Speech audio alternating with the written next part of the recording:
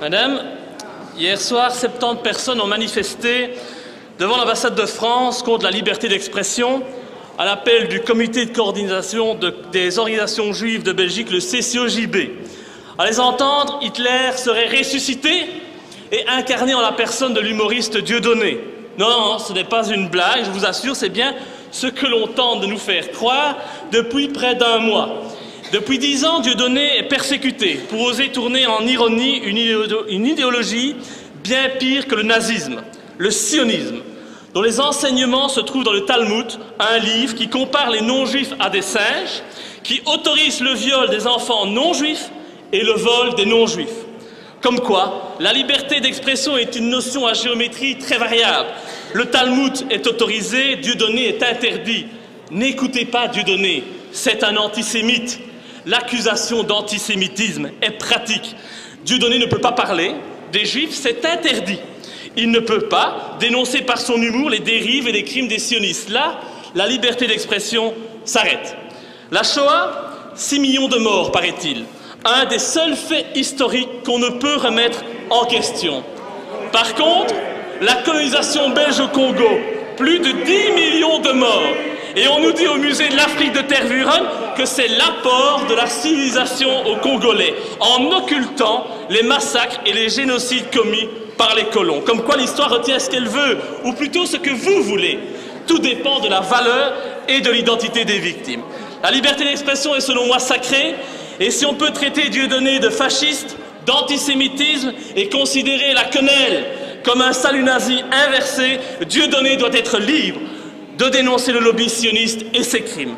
Donc, puisqu'on ne comprend plus ce qu'on peut ou ce qu'on ne peut pas dire ou faire en Belgique, j'aimerais que vous nous rappeliez, Mme Milquet, quelles sont les limites, selon le gouvernement, de la liberté d'expression.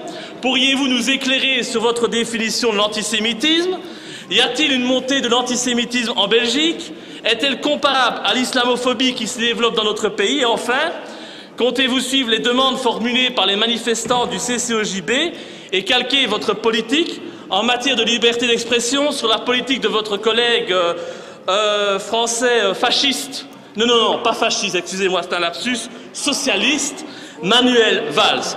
Comme vous n'avez pas écouté la question, je doute que vous répondiez convenablement à celle-ci.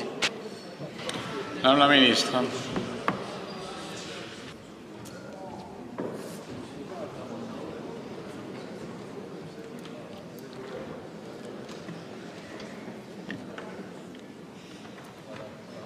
Je vais vous répondre très clairement, même si en général vos discours ne sont pas ceux que j'ai envie d'entendre. Donc notre cadre juridique en Belgique est très clair. Nous avons un article 130 qui précise que la police des spectacles appartient au collège des bourgmestres échevins, qu'il peut, dans des circonstances extraordinaires, interdire toute représentation pour assurer le maintien de la tranquillité publique, et que dès lors, nos bourgmestres et nos collèges des bourgmestres échevins disposent exactement des mêmes armes et des mêmes dispositions que ceux dont disposent les maires et, différence, les préfets au niveau français.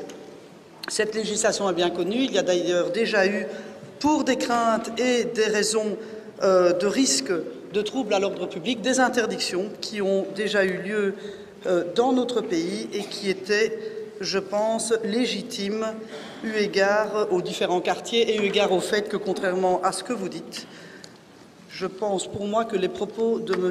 Dieudonné sont des propos antisémites et inacceptables.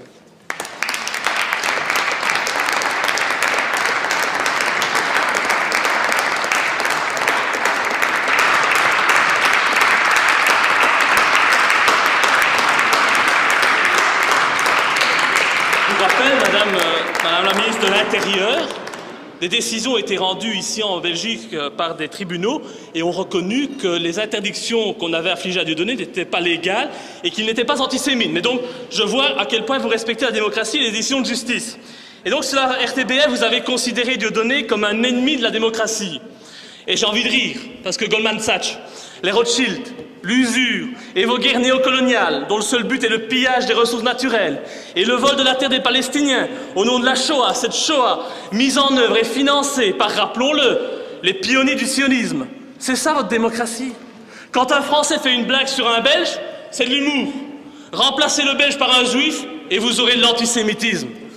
Voltaire disait, pour savoir qui vous dirige vraiment, il suffit de regarder ceux que vous ne pouvez pas critiquer. Il avait raison. Et une dernière chose, Madame la Ministre.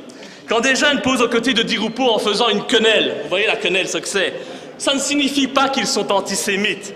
Parce que Di Rupo, il a des origines italiennes, je crois, pas juives. Et donc, cette quenelle, que signifie-t-elle? Puisque vous posez des questions et vous ne savez pas, ça veut dire qu'ils rejettent le système pourri et décadent que vous représentez. Et je dois dire qu'ils ont bien raison par la quenelle, on a envie de vous la faire à longueur de temps. Monsieur Louis, vous faites ce que vous voulez, mais je condamne aussi l'acte que vous venez, le geste que vous venez de faire, et je trouve... Oui.